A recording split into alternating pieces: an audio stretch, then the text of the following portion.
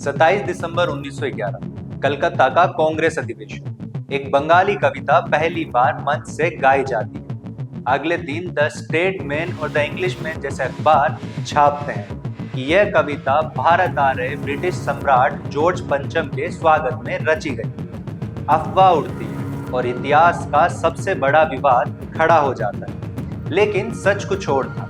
इस अफवाह को खत्म होने में और उस बंगाली कविता को भारत का राष्ट्रगान बनने में पूरे 39 साल लग गए। ये कहानी सिर्फ 52 सेकंड की एक धुन की नहीं, ये कहानी है 1937 में लिखे गए रविंद्रनाथ टैगोर के खत की। ये कहानी है 1947 में संयुक्त राष्ट्र के मंच पर बजी एक ऑर्केस्ट्रा की, सुभाष चंद्र बोस के एक कड़े फैसले की और सुप्रीम कोर्ट के उस आदेश की जिसने बताया कि राष्ट्रगान कोई भूगोल का नक्शा नहीं है। नमस्कार, मैं विक्रम और आपने देखना शुरू कर दिया है लोक दर्पण की सीरीज जानकारी, जहां आज हम खोलेंगे राष्ट्रगान के 115 साल पुराने इतिहास के पन्नों को। 1911 का कलकत्ता अधिवेशन खत्म, लेकिन इसके बाद सालों तक देश में एक झूठ तैरता रहा। उस समय के बड़े अंग्रेजी अखबारों द स्टेटमैन और द इंग्लिशमैन ने खबर छापी। कहा गया कि यह गीत भारत आ रहे सम्राट जॉर्ज पंचम के स्वागत में लिखा गया था। यह एक ऐसी अफवाह थी जिसने भारत के सबसे महान कवि को कटघरे में खड़ा कर दिया। टैगोर कई सालों तक चुप रहे, लेकिन 1937 में यह खामोशी टूटी। टैगोर ने अपने मित्र पुलिन बिहारी सेन को एक खत लिखा। इस खत में टैगोर का क्रोध और उनकी पीड़ा दोनों साफ थे। उन्होंने लिखा, मेरे एक सरकारी मित्र ने मुझसे राजा की स्तुति में गीत लिखने को कहा था। इस बात से मुझे हैरान कर दिया और मेरे भीतर एक गहरा क्रोध पैदा कर दिया। टैगोर ने दुनिया को साफ साफ बता दिया, जन गण मन में जिस भाग्य विधाता की बात है वह युगों युगों से भारत का रथ चलाने वाला ईश्वर है। यह कोई जॉर्ज पंचम या कोई भी जॉर्ज नहीं हो सकता। यह उस ईश्वर को नमन था जो सदियों से इस देश भारत का भाग्य लिख रहा है। कलकत्ता के उस अधिवेशन के बाद यह गीत कुछ समय के लिए सिर्फ पन्नों तक सिमट गया था। 1912 में इसे पहली बार तत्वबोधिनी पत्रिका में छापा गया। तब इसका शीर्षक था भारत विधाता, लेकिन असली जादू होना अभी बाकी था। कलकत्ता की सीमाओं से निकलकर यह गीत भारत की आत्मा तक कैसे पहुंचा। साल 1919, 28 फरवरी, आंध्र प्रदेश का एक छोटा सा शहर मदनपल्ली, यहाँ के बेसेट थियोसॉफिकल कॉलेज में एक खास कार्यक्रम था और मंच पर थे खुद रविंद्रनाथ टैगोर। कलकत्ता के बाहर पहली बार टैगोर ने अपने ही गले से इस गीत को गाया। उस दिन वहां मौजूद हर शख्स उस धुन के जादू में पूरी तरह खो गया। कॉलेज की वाइस प्रिंसिपल मार्टिन कजिन्स इस गीत से इतनी गहराई तक प्रभावित हुई कि उन्होंने टैगोर से एक ऐतिहासिक गुजारिश कर दी। उन्होंने कहा कि पूरी दुनिया को इस गीत का अर्थ समझ आना चाहिए। उनके अनुरोध पर टैगोर ने खुद इसका अंग्रेजी में अनुवाद किया और इसे नाम दिया the morning song of India. लेकिन कहानी सिर्फ अनुवाद पर नहीं रुकी। मार्टिन कजिन्स को संगीत की गहरी समझ थी। उन्होंने ही पहली बार इस गीत की धुन के म्यूजिकल नोट्स कागज पर उतारे।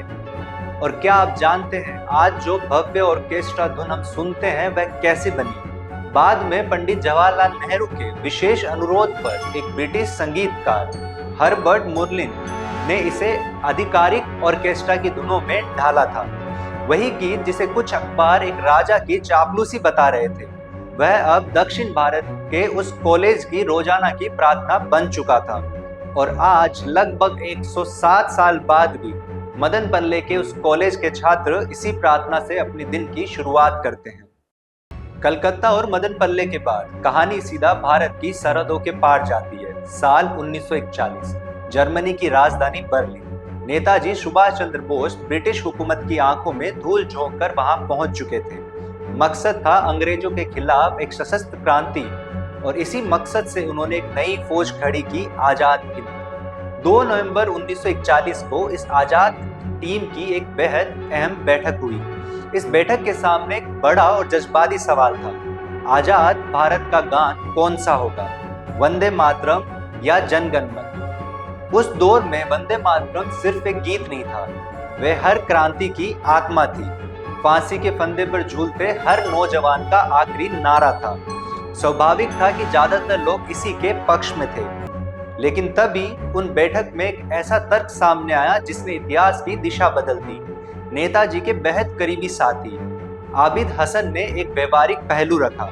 उन्होंने कहा, वंदे मातरम भावनाओं से तो जुड़ा है, लेकिन संगीत के नजरिए से इसे एक ही लय और धुन में आम जनता द्वारा एक साथ गाना बेहद मुश्किल है। नेताजी सुभाष चंद्र बोस की नजर कल के उस भारत पे थी जो विविधताओं से भरा था। नेताजी ने इस बात को गहराई से महसूस किया कि जन गण मन भारत के हर भूगोल, हर नदी और हर क्षेत्र को बेहद आसान और लयबद्ध तरीके से पिरोता है। और फिर उसी बैठक में कड़ा, परिपक्व और ऐतिहासिक फैसला लिया गया। सिर्फ भावनाओं में बहने के बजाय जन गण मन को जय है के नाम से आजाद हिंद फौज का गान चुन लिया गया। 1947 संयुक्त राष्ट्र का मंच और दुनिया के सामने जन गण मन जर्मनी के उस ऐतिहासिक फैसले के बाद यह धुन अब दुनिया के सबसे बड़े कूटनीतिक मंच तक पहुंचने वाली थी। साल 1947 भारत आजादी की हवा में पहली बार सांस ले रहा था। उसी साल अमेरिका के न्यूयॉर्क शहर में संयुक्त राष्ट्र की जनरल असेंबली चल रही थी। दुनिया भर के दिग्गज नेता और देशों के प्रतिनिधि वहां मौजूद थे। भारत भी अब गुलाम नहीं था। इस ऐतिहासिक मौके पर भारतीय प्रतिनिधि मंडल ने संयुक्त राष्ट्र को एक रिकॉर्डिंग सौंपी। यह जन गण मन की रिकॉर्डिंग थी। और फिर संयुक्त राष्ट्र के उस विशाल हॉल में वहां मौजूद हाउस ऑर्केस्ट्रा ने अपने वाद्य यंत्र उठाए और पहली बार दुनिया भर के प्रतिनिधित्वों के सामने जन गण मन की भव्य धुन गूंज उठी। वहां बैठे दुनिया भर के नेताओं ने उस धुन को सुना। यह सिर्फ एक गाना नहीं था, यह 200 साल की गुलामी की भारी जंजीरें तोड़ने वाले एक नए राष्ट्र की आजादी का शंखनाद था। पूरी दुनिया ने उस 52 सेकंड की धुन की असली ताकत को महसूस कर लिया।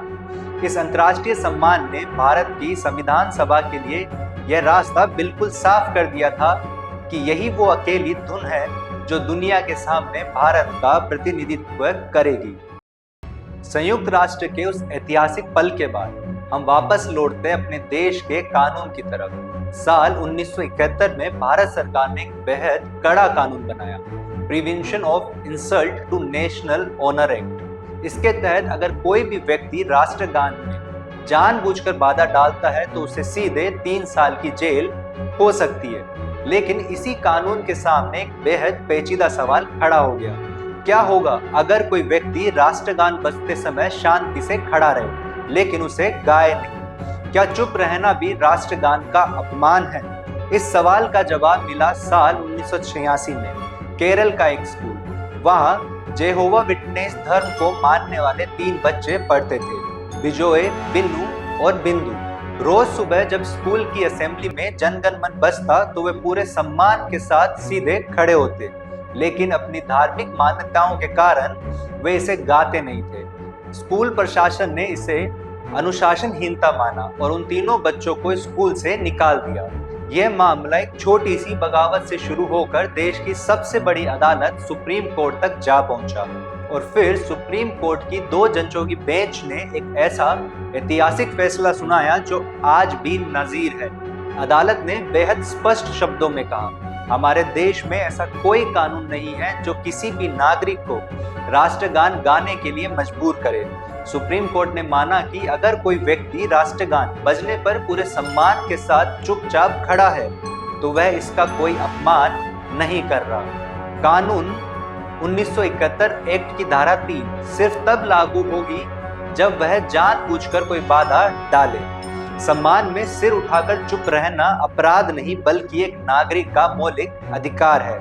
यह फैसला सिर्फ उन 3 बच्चों की जीत नहीं था, यह भारत के उस संविधान की जीत थी जो अपने नागरिकों को आदर करने की आजादी देता है, मजबूर नहीं करता।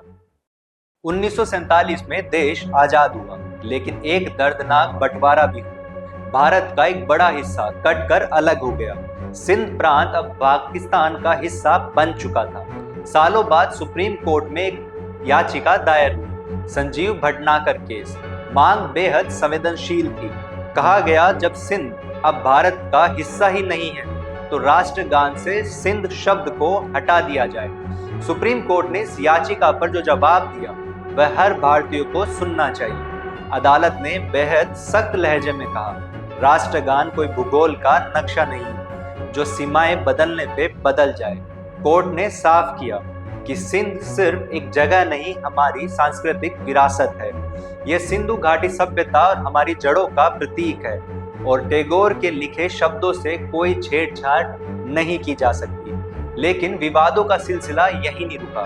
राष्ट्रगान के सम्मान को लेकर एक और बड़ी कानूनी लड़ाई लड़ी गई। श्याम नारायण चौकसे केस। मशहूर बॉलीवुड फिल्म कभी खुशी कभी गम में राष्ट्रगान को एक नाटकीय ढंग से दिखाया गया था। मामला जब अदालत पहुंचा तो न्यायपालिका ने एक बार फिर अपना कड़ा रुख अपनाया। सुप्रीम कोर्ट ने स्पष्ट आदेश दिया कि राष्ट्रगान का किसी भी तरह का कमर्शियल इस्तेमाल यानी वित्तीय फायदे के लिए इसका उपयोग पूरी तरह से वर्जित है। अदालत ने कहा कि राष्ट्रगान का कोई भी नाटकीयकरण बर्दाश्त नहीं किया जाएगा। इसे किसी भी वैरायटी शो या मनोरंजन का हिस्सा नहीं बनाया जा सकता। इन ऐतिहासिक फैसलों ने एक बात पूरी तरह साफ कर दी, राष्ट्रगान कोई मनोरंजन का साधन नहीं है। यह 140 करोड़ लोगों की आस्था, सम्मान और संवैधानिक देशभक्ति का सबसे बड़ा प्रतीक है। 1911 के कलकत्ता अधिवेशन से लेकर 1941 के जर्मनी और 1947 के संयुक्त राष्ट्र तक इस एक धुन ने एक बहुत लंबा सफर तय किया है। 52 सेकेंड। यह भारत की आत्मा की आवाज है। सुप्रीम कोर्ट ने अपने फैसले में सच ही कहा था कि राष्ट्रगान मातृभूमि के लिए हमारा देशभक्तिपूर्ण नमन है। हिमालय की बर्फीली चोटियों से लेकर दक्षिण के महासागरों तक ये 52 सेकंड की धुन उन सभी 140 करोड़ भारतीयों को एक अदृश्य धागों में पिरोती है, जिनकी भाषाएं अलग है लेकिन भावना एक है। यह धुन हमें याद दिलाती है कि हम सब उसी भाग्य विधाता की संतान हैं जिसका जिक्र टैगोर ने 115 साल पहले अपने उस ऐतिहासिक खत में किया था। इसलिए अगली बार जब कहीं जन गण मन बजे तो सिर्फ किसी नियम या सजा के डर से खड़े मत होना। उन 52 सेकंड में उन 115 साल के लंबे और गौरवशाली इतिहास को महसूस करना, उन क्रांतिकारियों के त्याग को महसूस करना और एक आजाद भारत की खुली हवा में पूरे गर्व के साथ अपना सर ऊंचा रखना।